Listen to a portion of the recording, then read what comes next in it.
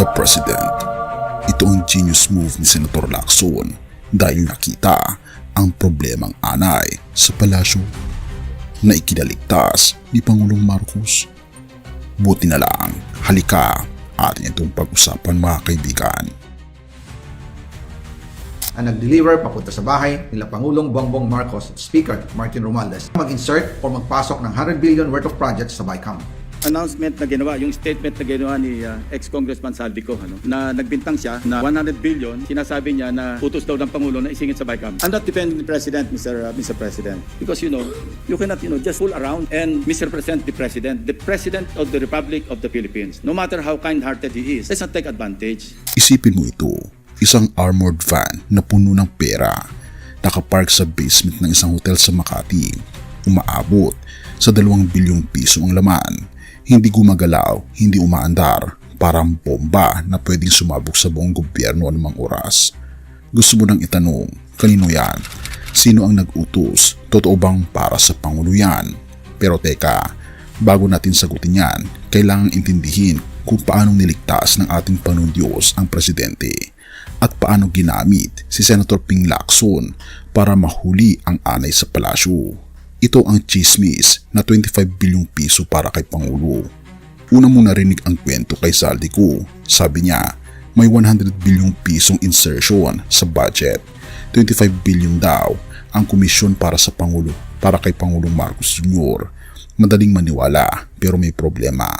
Kung ordinaryong Pilipino ka, nasawang-sawa na sa korupsyon, automatic ang reaksyon mo. Ayan na naman, kinurap na naman ang budget, pati Presidente kasali. Ang nag-deliver papunta sa bahay nila Pangulong Bongbong Marcos at Speaker Martin Romualdez mag-insert o magpasok ng 100 billion worth of projects sa BICAM. Therefore, kumalat ang galit, kumulo ang social media at parang tapos na ang kaso sa korte ng opinyon ng publiko. Pero sandali, may isang detalye na hindi sinabi sa iyo kagad. Hindi pala si Saldico ang nagbuhat ng pera. Hindi din pala siya ang nag-asikaso ng malaking bahagi ng proyekto. May ibang pangalan na lumitaw, pero mamaya natin babanggitin. I-park muna natin yan sa iyong isip, parang armored van sa basement. Paano kung mismong listahan ang nagdikta sa Pangulo? Ayon kay Senator Ping Lacson, tama si Saldico sa isang bagay. Totoo, may listahan ng 100 bilyong pisong insertion. Totoo, naisiksik ito sa BICAM. I have it on good information that yung announcement na ginawa, yung statement na ginawa ni ex-congressman Saldico, na nagbintang siya na 100 billion, sinasabi niya na utos daw ng Pangulo na isingit sa BICAM. Your Honor and I both know that the 100 billion, and we went over, I know na both of us went through the list independently, separately. And you and I agree na totoo yung listahan ng 100 billion pesos. Talaga nasingit sa BICAM. Yung sinasabi ni Saldico on social media as posted na nag-deliver siya ng 25 billion representing the 25% commission di umano para kay Presidente, that I will attest na hindi totoo. Yun talaga absolutely untrue or false. Untrue or completely false. Pero ito ang twist, ang kwentong 25 bilyong pisong kickback para sa Presidente. Sabi ni Lacson, absolutely untrue. Kung ikaw si Marcos Jr., masakit na madawit sa iskandalo. Pero meron siyang isang ginawa na halos walang nakapansin sa simula. May mga proyekto sa listahang yan na siya mismo ang binoveto o pinabagal o hinold. Kung totoong siya ang nag-utos, bakit niya pipigilan ang sarili niyang insertion? Therefore may something off sa narrative ni Saldico.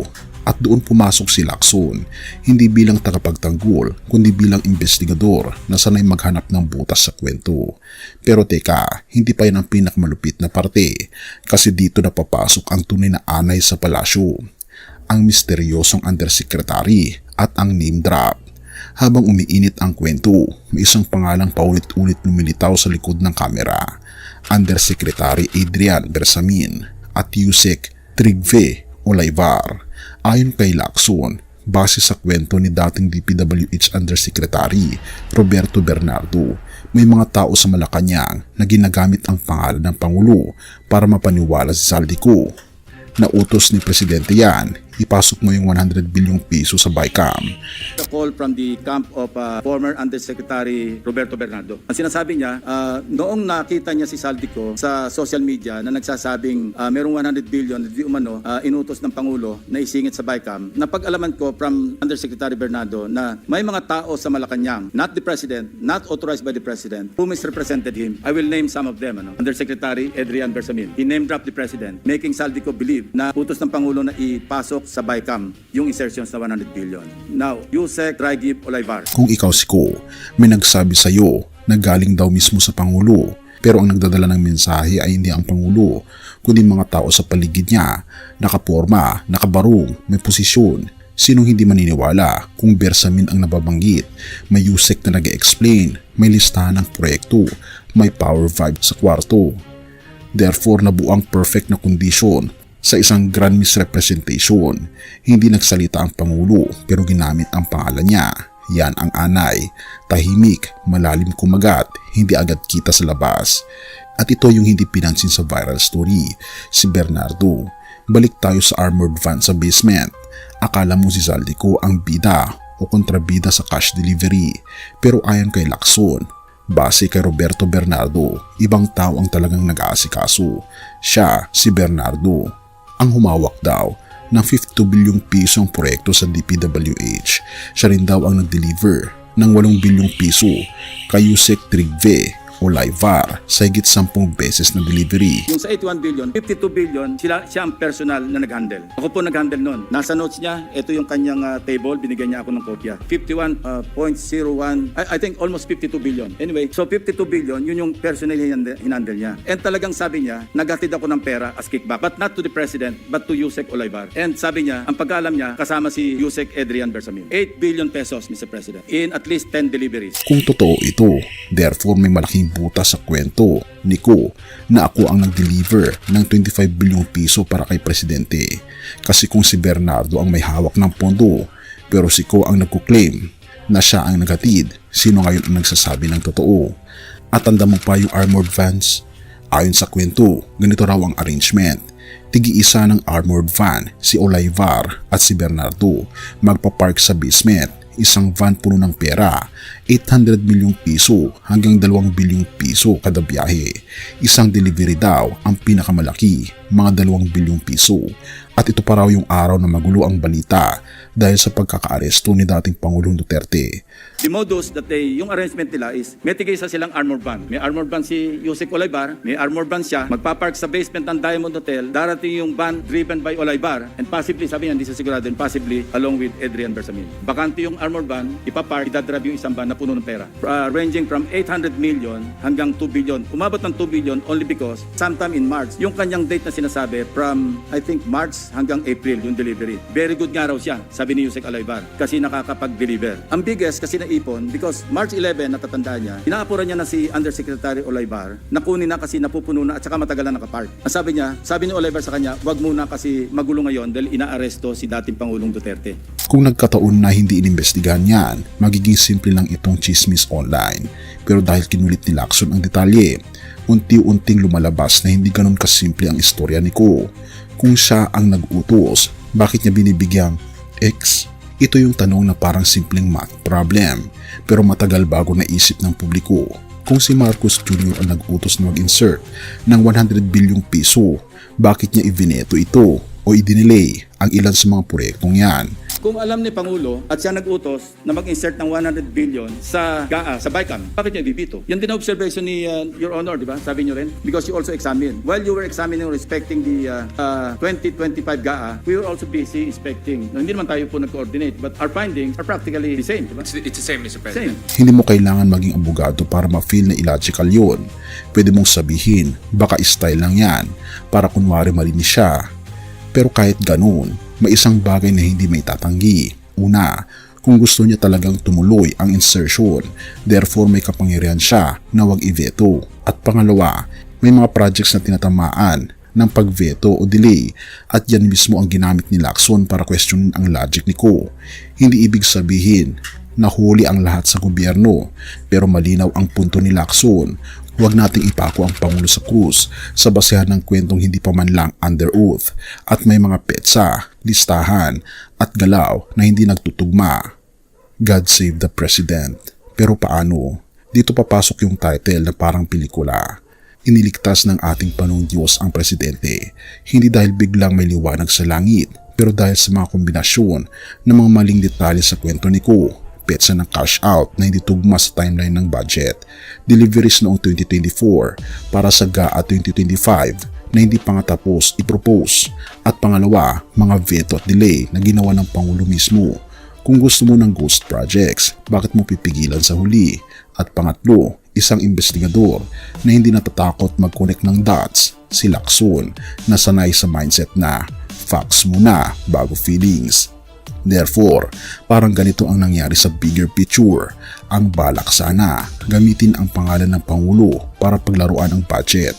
Ang naging resulta, sa sobrang sabog ng kwento, lumutang yung possibility na hindi siya ang utak, kundi ang mga taong nakapaligid sa kanya na marunong mag-name drop.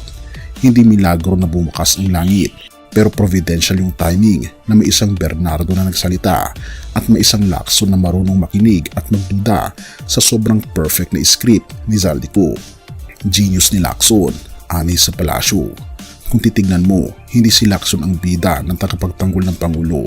In fact, paulit-ulit niyang sinabi, I'm not defending the President. Pero kung hindi tugma ang kwento sa proseso at sa dokumento, hindi pwedeng lunukin ng buo. I'm not defending the President, Mr. President. But in fairness to him, Genius niya, hindi dahil sa magaling siyang mag-speech, pero dahil sanay siya sa pattern. Sino ang may hawak ng listahan? Sino ang may control ng net? Sinong talagang nagsimula ng BICAM? Kailan talaga nagsimula ang BICAM? Sino ang nagdadala ng pera? Bakit may mga petsa na 2024 pero ang sinasabi mong issue ay 2025 budget? Therefore, sa halip na simple lang, na korap si ganito, malinis si ganyan, mas malupit ang naging kwento. May Pangulo, ginamit ang pangalan. May mga opisyal na posibleng nagkukunwaring may basbas. May dating mambabatas na naglilinis ng pangalan habang nagtatapon ng putik, at may senador na binuksan ang pinto para sa totoong investigasyon. At dito pumapasok ang pinakamahalagang linya na you cannot just fool around and misrepresent the President. No matter how kind-hearted he is, let's not take advantage.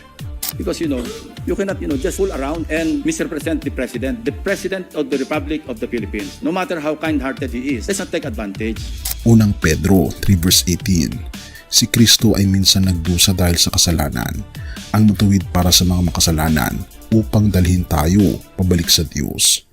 Mga kaibigan, sa mundong madalas natatakpan ang katotohanan, ang ating Panginoon Hesus walang cover-up. Ang kasalanan ay seryoso, therefore kailangan talagang bayaran. Kaya siya ipinako sa krus para ang hustisya ng ating Panginoon Diyos at pag-ibig ng Diyos ay magkita sa iisang punto, sa krus ng ating Panginoon Kristo. Kaibigan, mahal tayo ng ating Panginoon Diyos. Siya ang nagbayad ng lahat ng ating mga pagkakasala. Sa halip na hatol agad, inaalok niya muna ang kapatawaran at hindi lang binura ang kasalanan mo, kundi binayaran niya ito sa krus. Kaibigan, lumapit tayo sa ating Panginoon Hesus dahil siya lamang makapagbibigay sa atin ng tunay na kaligayahan. At sabihin mo sa puso mo, Panginoong Hesus, pagod na ako sa mundong puno ng panluloko. Gusto kong ikaw naman ang maghari sa buhay ko. Purihin ang ating Panginoong Diyos at tayo manalangin.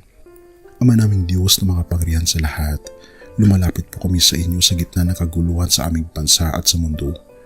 Nakikita ninyo po ang lahat ng korupsyon, kasinungalingan at pang-abuso sa kapangyarihan. Aminado po kami na kami man ay makasalanan at madalas kaming magkulang sa inyong harapan. Nawa Panginoon ay pakalinisin po kami at lumalapit po kami sa aming Panginoon Hesus at turuan niyo po kami na magtiwala sa Kanya lamang at hindi sa tao. Pinupuri po namin kayo at pinapasalamatan o aming Panginoon Diyos at amin na pong isinusuko ang aming buhay sa inyo ngayon at magpakailanman. Dinggin po ang aming mga panalangin at salamat po sa inyo po walang sawang pagtinig nito at patawarin po kami sa lahat ng aming mga pagkukulang at pagkakasala sapagkat ito po ang aming samot hiling sa matamis na pangalan ng aming Panginoon Hesus. Amen. Bago natin ipagpatuloy kaibigan, siya nga pala ang Great Controversy. na isa sa mga pinakakontrobersyal na libro dahil tumutukoy ito sa mga propesiya sa libro ng Daniel at Revelation na nagaganap na sa panahon natin ngayon bago ang pagdating ng ating Panginoong Diyos ay pinamimigay na namin ng libre sa pamamagitan ng PDF. At ito ay nasa limited lamang na panahon kaya i-click mo sa description sa baba upang ma-avail mo kaibigan ang napaka-importanteng libro ito na magbubukas sa iyo sa mas maliwanag mong hinaharap. Purihin ang ating Panginoong Diyos at tayo magpatuloy.